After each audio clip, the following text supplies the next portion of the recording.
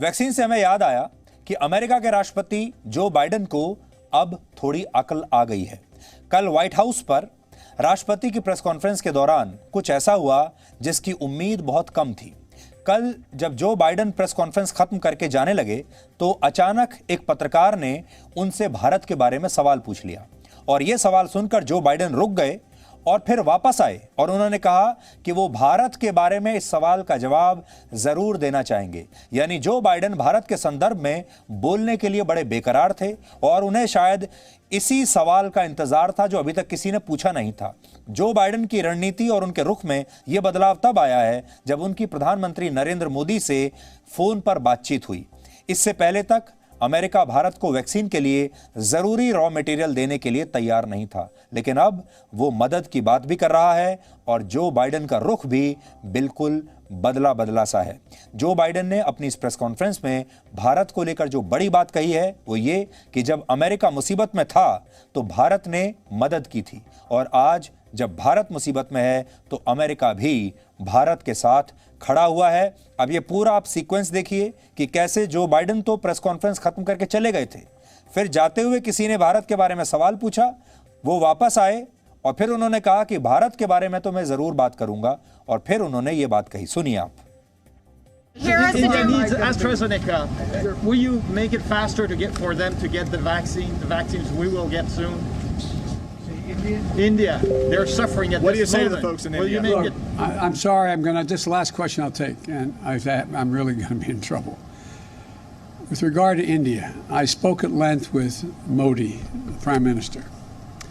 We are sending immediately a whole series of help that he needs, including providing for those remdesivir and other drugs that are able to deal with this and prevent, in some cases, but help recovery.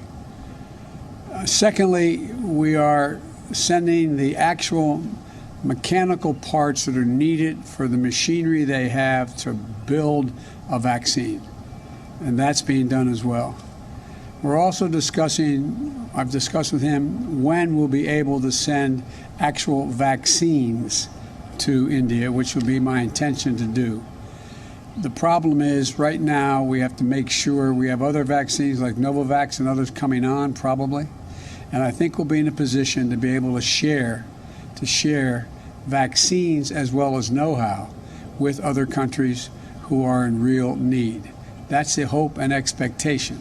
And I might add, when we were in a bind at the very beginning, India helped us. Thank you. तो राष्ट्रपति Joe Biden के रुख में ये जो इतना बड़ा बदलाव आया है ये एक बहुत बड़ी बात है। आपको याद होगा कुछ दिन पहले तक राष्ट्रपति बाइडेन भारत की मदद करने के लिए तैयार नहीं थे और बहुत सारे लोगों ने ये कहना शुरू किया था कि अमेरिका में जैसे ही सत्ता बदली, राष्ट्रपति बदला, सरकार बदली, अमेरिका भी बदल गया और उन्होंने भारत के प्रति अपनी नीतियों को भी बदल लिया और बहुत सारे लोग बड़े दुखी हुए थे इस बात को लेकर। उसके बाद पूरी दुनिया एक साथ आ गई। दुनिया के बड़े बड़े देशों ने भारत को अपना समर्थन दिया, भारत को मदद भेजी और सबने बयान जारी करने शुरू कर दिए कि हम इस मुसीबत की घड़ी में भारत के साथ हैं। क्या छोटे देश, क्या बड़े देश।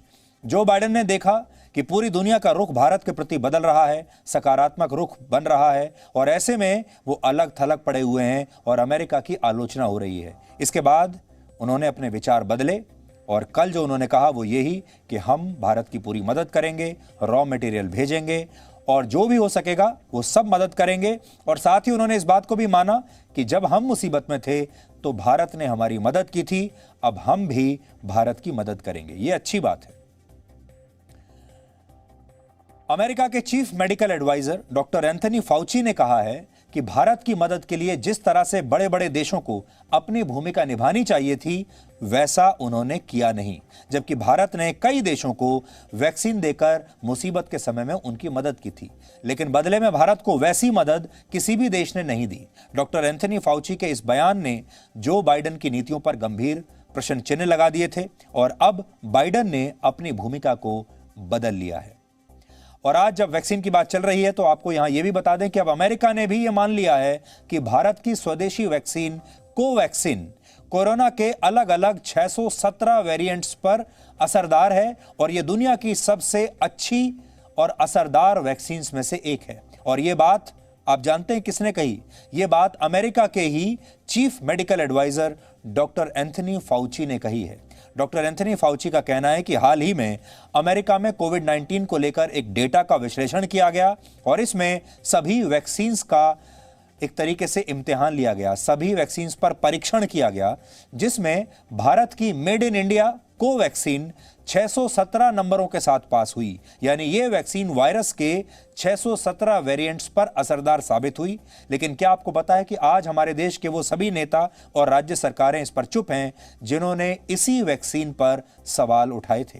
राजस्थान, पंजाब और छत्तीसगढ़, जहां पर कांग्रेस की सरकारें हैं, वहां इस वैक्सीन को खरीदने से सरकारों ने मना कर दिया था और इसे मंजूरी देने पर भी सवाल उठाए थे।